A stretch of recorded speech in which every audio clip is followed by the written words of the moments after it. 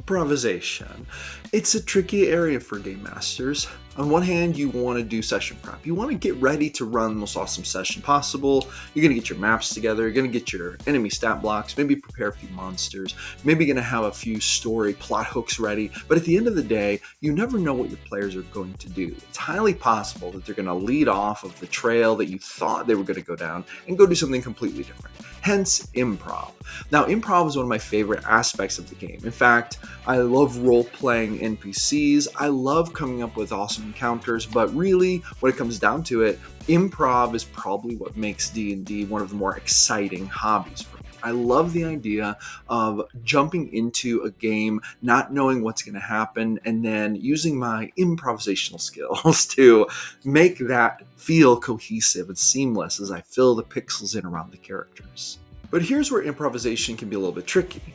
As a game master, once you switch over to improv and you start improvising, which is going to be probably in every single session, there is a chance that the further you delve into improv, the more unknown the territory will become. And this can cause you to maybe slow down your flow a little bit. It can cause things to happen.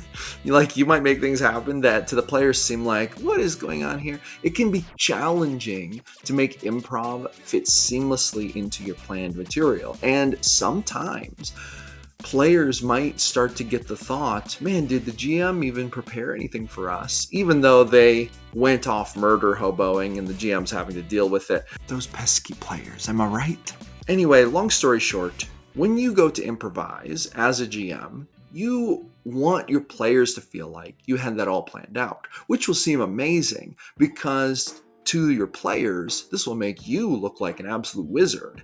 How could that GM have known that we were going to go do that thing at that place? How could he possibly have known? How could she possibly have known?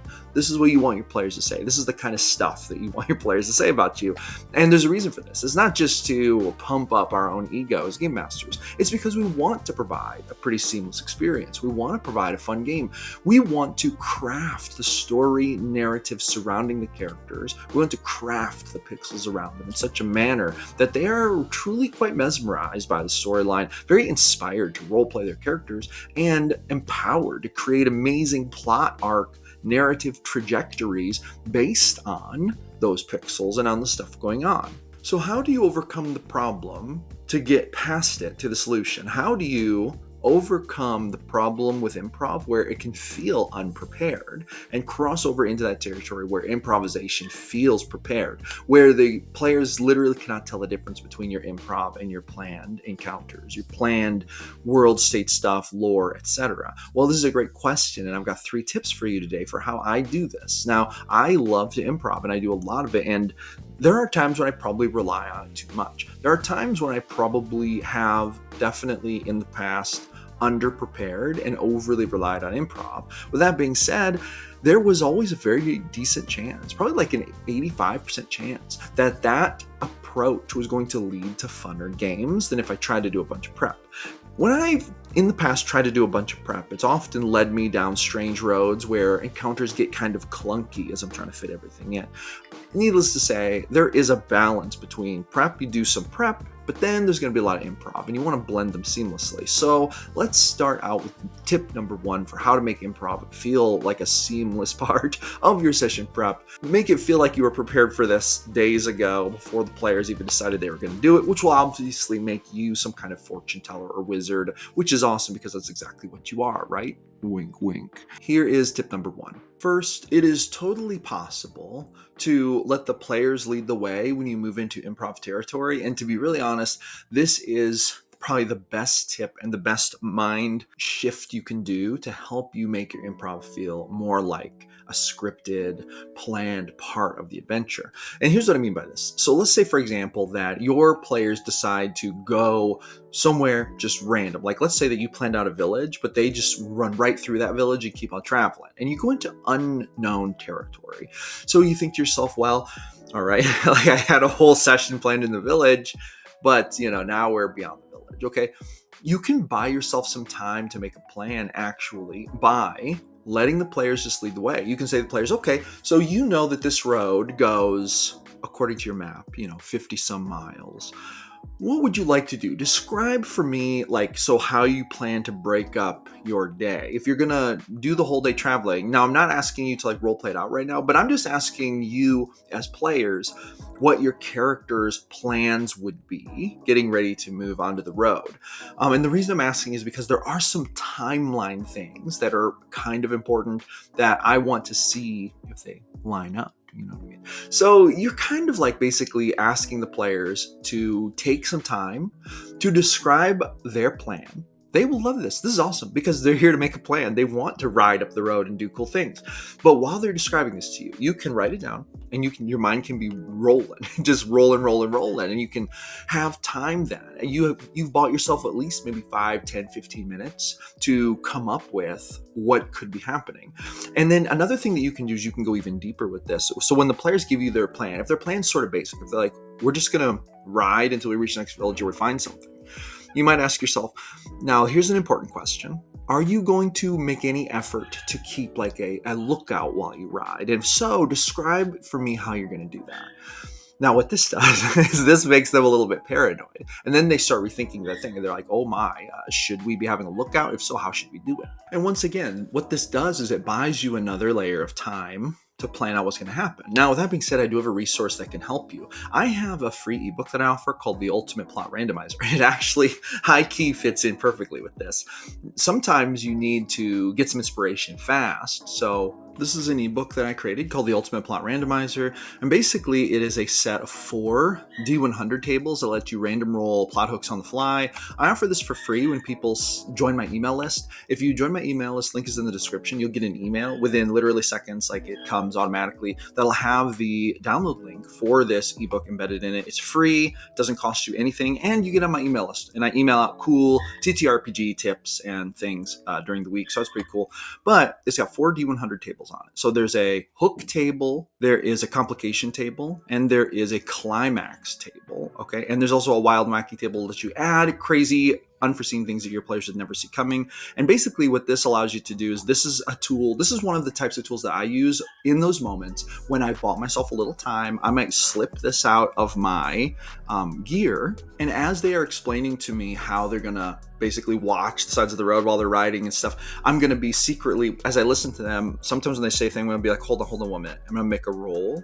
And I'll be rolling for my plot hooks on this to see what's going on. But I'm going to treat it like I'm listening to them and really reacting to their decisions, which actually their decisions may come into play depending on what the plot is and depending on what I figure it out to be. But that is basically how I'm going to run that, make it seem like this is part of the plan, make it seem like their decisions are really the motivating factor for what comes next, which should be true even when we're improvising. And that really brings us down to, I think, one of the core tenets of this particular tip is that we want to maintain that player-driven narrative. In fact, shift even more over to player-driven, giving us time to react, giving us time to formulate a plan, and using a tool like the Ultimate Plot Randomizer can help with that. You can also random roll. There are things in the DMG you can random roll.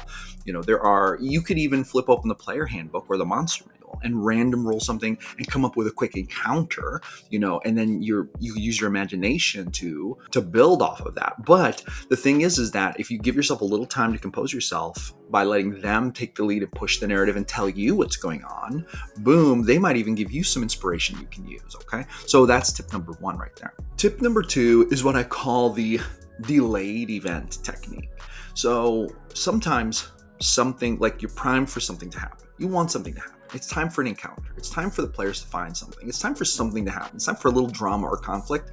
And you are still sitting here like, I don't know what's going on. I'll be honest. I'm having a mind blank. They completely, followed a different plot line than I thought. This is getting to be a little bit difficult to improv. So here's what you can do. You can put something out there temporarily that will buy you some time and give you inspiration. Okay, so here's what I mean. As the players are riding up that road, maybe you tell them, like they told you how they're going to be looking out, and then you say, okay, exactly 1 hour into the ride north, you've ridden through the forest, You've passed kind of a babbling brook over here. At one point, you ride past like a pasture and you see some cows behind a fence out there. It seems like a pretty typical ride through the road, on a summer's day. However, about an hour in, you come up upon a scene.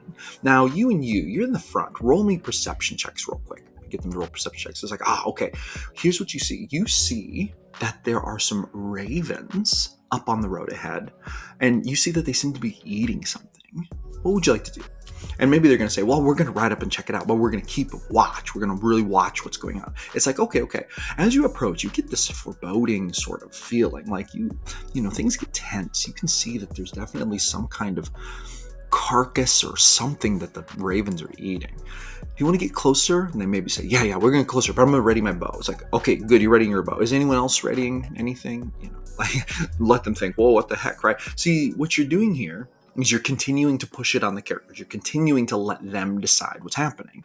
All you've done is filled in one pixel. There's a couple of ravens, and there's some kind of carcassy thing up on the road ahead. Now, as they draw closer, the one in the front may spot that the ravens are indeed consuming something, and then you describe that thing as a seemingly humanoid arm just laying in the middle of the road, severed just above the elbow. Now, this is an interesting open-ended sort of plot hook that could mean many different things. And here's what's going to happen.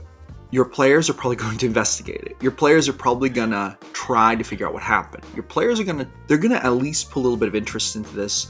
And as this goes on, once again, you get a little bit more time to figure out what's going on. You've started something, but it's sort of benign and vague. It could go in many different directions. It could have been a troll tore someone's arm off and drug the rest of them off into the woods. It could have been these ravens are just a part of a massive, giant killer raven group, and the last passerby got their arm chopped off by the giant raven's beak, and the giant raven carried them off to their nest. It could be that there was a bandit fight here. One person lost their arm, everyone bounced, and now the ravens have come to collect the after effects. There could be a lot of different reasons for this. It could be that someone randomly teleported here, but because their arm was outside the teleport beam, it sheared it off, and they got teleported out without an arm. Like, there could be all kinds of wild explanations for why there's an arm here.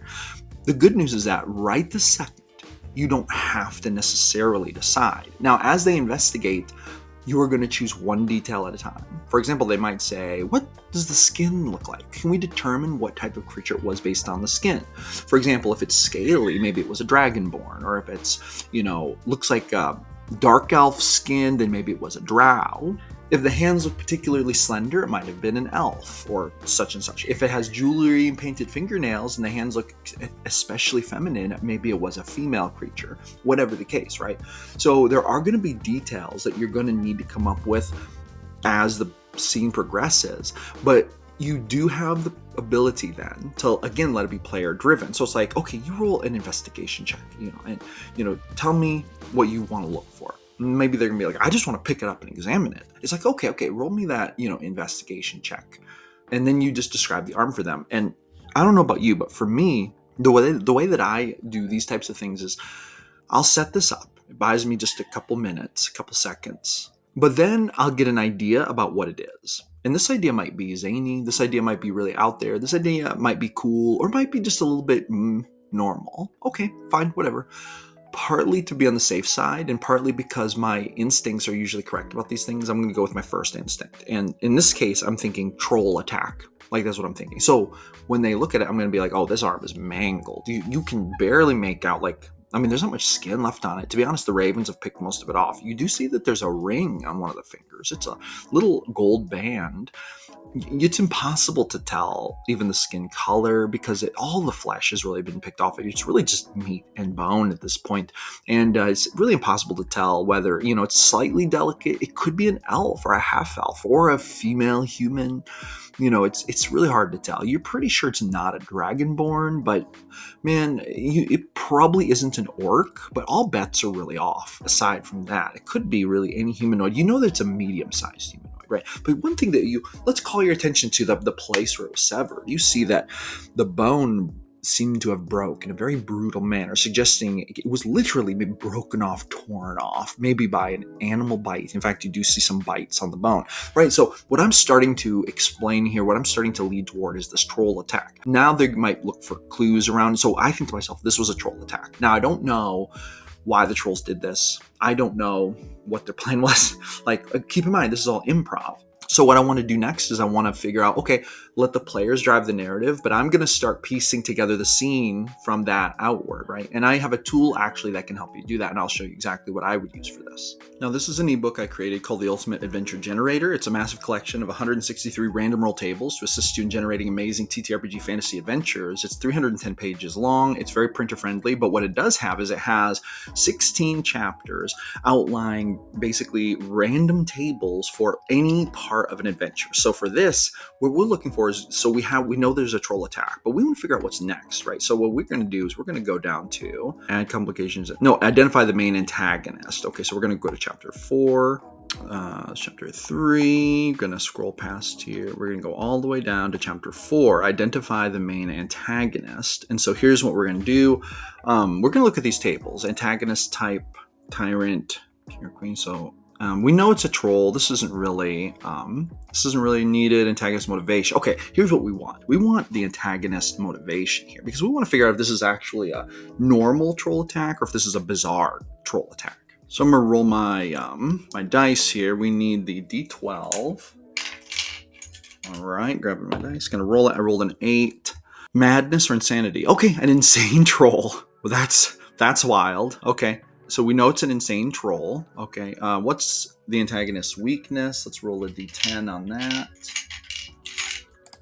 I rolled an 8, plain and unassuming. So it's a plain and unassuming, but an insane troll.